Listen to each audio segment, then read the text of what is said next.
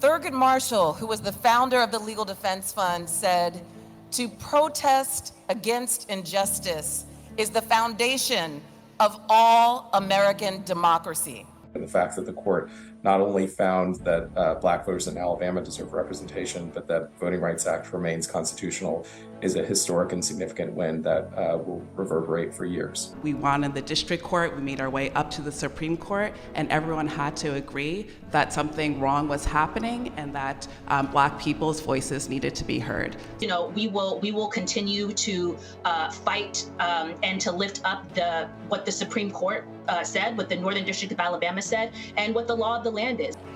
We will be back in the court in October, fighting for another district where Black people can elect a candidate of their choice in South Carolina. And I am more than proud to represent Mr. Taiwan Scott and Plaintiff South Carolina State Conference of the NAACP at today's oral argument. And every election where our clients don't have their rights respected is one election too many.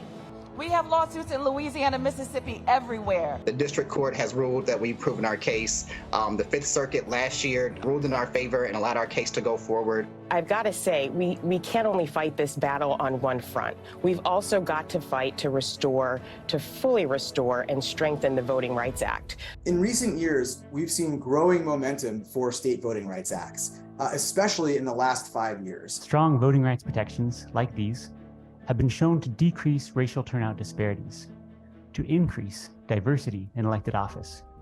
Where you live should not dictate your access to the ballot and your access in this democracy. We still have an ongoing role to play to make sure that democracy really is accessible to all and meets the full promise that all Americans, and especially Black Americans, deserve.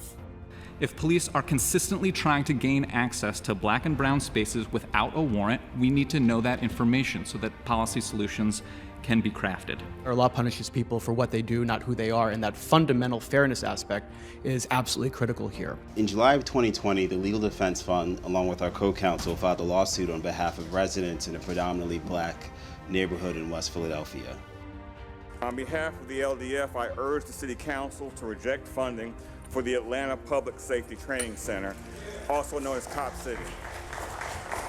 On August 1st, a federal district court in Louisiana ruled on behalf of LDF's clients, Black students and parents in St. Martin Parish, in a school desegregation case that's gone on for decades. What's at stake here is the rights of the children, the students at Baltimore City Public Schools, who for generations of students, they've attended schools in subpar facilities. And we're challenging the Stop Woke Act, which is a bill that changes how certain subjects can be taught in schools. I think there was a lot of terror in seeing what was happening in 2020, seeing the multi-racial, multi-ethnic coalitions of people who really rallied around understanding more about anti-Blackness, understanding more about systemic racism. It seemed like a mass message went out. Wokeness is what we're targeting. First, proponents of this legislation will claim they're not seeking to censor conversations about race. There is no need to guess how this proposal may harm education and specifically targets race. DEI has its roots in the 1960s civil rights movement. It acknowledges that during the lifetime of members of this committee, our nation's laws permitted discrimination. And so this is a direct attack on diverse faculty who in many ways reflect the changing demographics of the state of Texas. And I heard also that Texas universities have had DEI for 20 years, right? So maybe we should do away with it. My question then is, how many years does it take to do away with 400 years of slavery?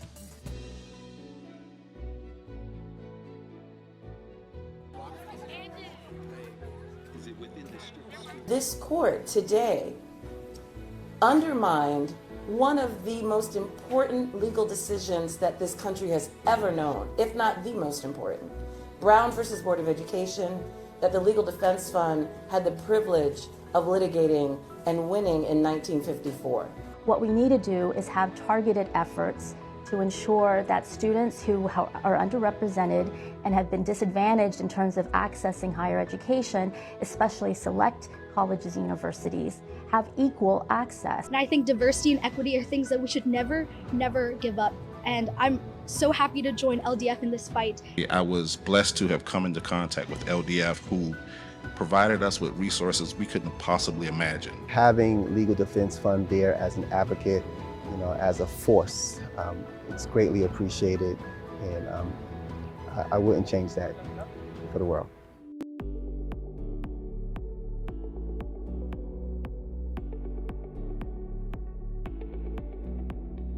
Oh, this is so wonderful.